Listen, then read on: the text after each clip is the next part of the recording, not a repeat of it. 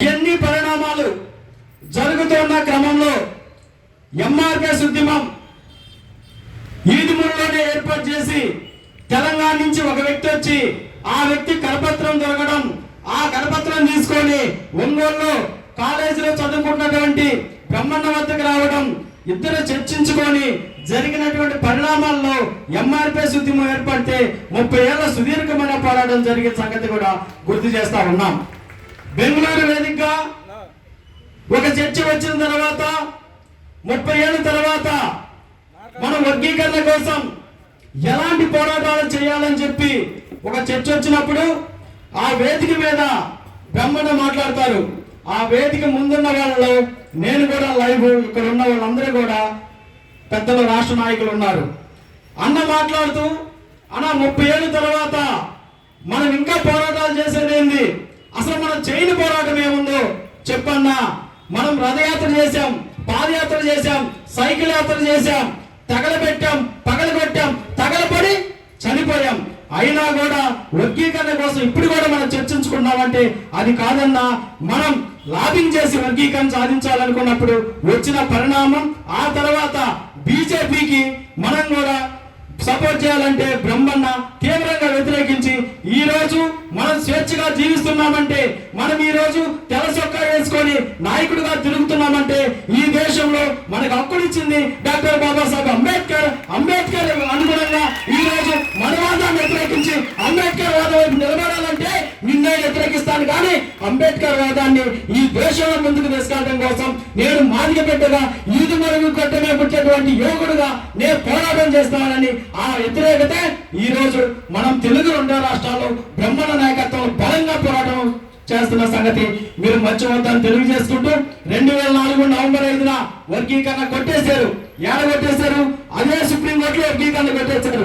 కనీసం ఎంఆర్పిఎస్ లో ఉన్నప్పటి ఏ నాయకుడు కూడా సుప్రీంకోర్టులో ఒక పిటిషన్ కూడా వెళ్ళిపోవడం కారణం ఏంటంటే, మనం మాదిగల్ని 30 ఏళ్ల పాటు మోసం చేశాము, కోర్టుకి వెళ్తే సమస్య పరిష్కారం అయితే, అలా కాకుండా మనం కోర్టులో పిటిషన్ వేయకుండా పోరాటాలు చేయాలని చెప్పి ఆ నాయకుడు దుర్మార్గమైన ఆలోచనలో ఈ రోజు మాదిగ జాతి మొత్తం కూడా అన్యాయమైపోయింది సంగతి మర్చిపోవద్దని తెలియజేసుకుంటూ, ఈ రోజు ఒక నాయకుడు చెప్తా ఉన్నాడు, ఖచ్చితంగా ఈ సభలో ఎవరు ఏం మాట్లాడుతున్నారు అని చెప్పి చాలా మంది పెద్దలు కూడా బయట ఉండి ఇనే వాళ్ళకు కూడా మనం చెప్తా ఉన్నాం. బీజేపీ వర్గీకరణ చేసిందా? బీజేపీ వర్గీకరణ చేస్తే భారతదేశంలో పార్లమెంట్ లో చట్టం చేయాలి కదా.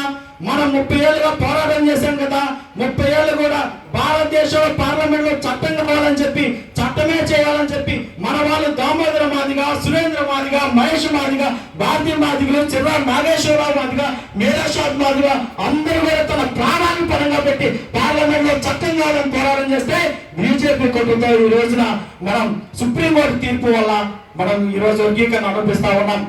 వర్గీకరణ చేస్తే ఆంధ్రప్రదేశ్ లో నారా చంద్రబాబు నాయుడు గారికి మన కృతజ్ఞతలు ఉంటాం.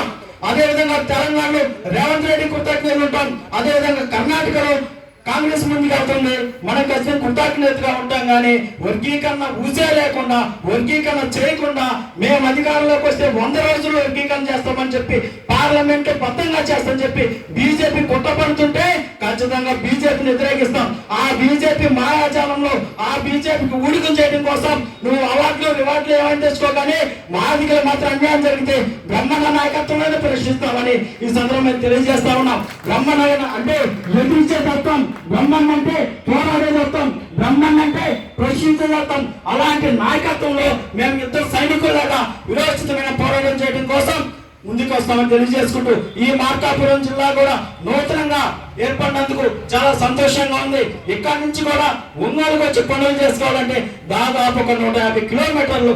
అలాంటి పరిస్థితి లేకుండా ప్రభుత్వం సానుకూలంగా స్పందించి మార్కాపురం జిల్లా చేస్తానని హామీ నిలబెట్టుకున్నందుకు రాష్ట్ర ప్రభుత్వం నారా చంద్రబాబు నాయుడు గారు కూడా ప్రత్యేకంగా మేము ధన్యవాదాలు తెలియజేసుకుంటూ, అదే విధంగా మనువాదం అంబేద్కర్ వాదం అంటే ఖచ్చితంగా మనువాదాన్ని వ్యతిరేకిస్తాం. మనం మనువాద పేరు మీద మీరు చూడండి, క్రిస్టియన్ మీద దాడులు జరుగుతూ ఉన్నాయి, ముస్లిం మీద దాడులు జరుగుతూ ఉన్నాయి. ఈ రోజు మత సమితులు లేనాడు గుడికి వెళ్తే దాడులు జరుగుతూ ఉన్నాయి.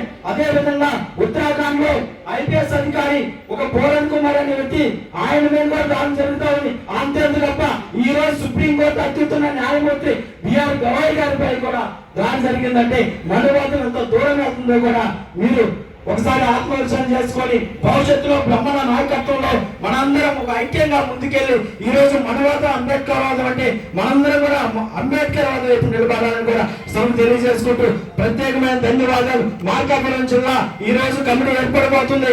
ఆ కమిటీ కూడా బ్రహ్మణ నాయకత్వంలో చూసిన సలహాలు తీసుకొని వాళ్ళ పోరాటంలో ఈ ప్రాంతంలో ఉన్న మాదిగలకి న్యాయం చేస్తూనే సమాజంలో అన్ని వర్గాలు కలుపుకొని మనం బ్రహ్మాండమైన శక్తిగా బ్రహ్మణ నాయకత్వంలో ముందుకెళ్ళాలని కూడా ఈ సందర్భంగా ఈ అవకాశం ఉంటాడు. మీ అందరూ కూడా పేరు పేరున సామాజిక నమస్కారం చేసుకుని ముగిస్తున్నా.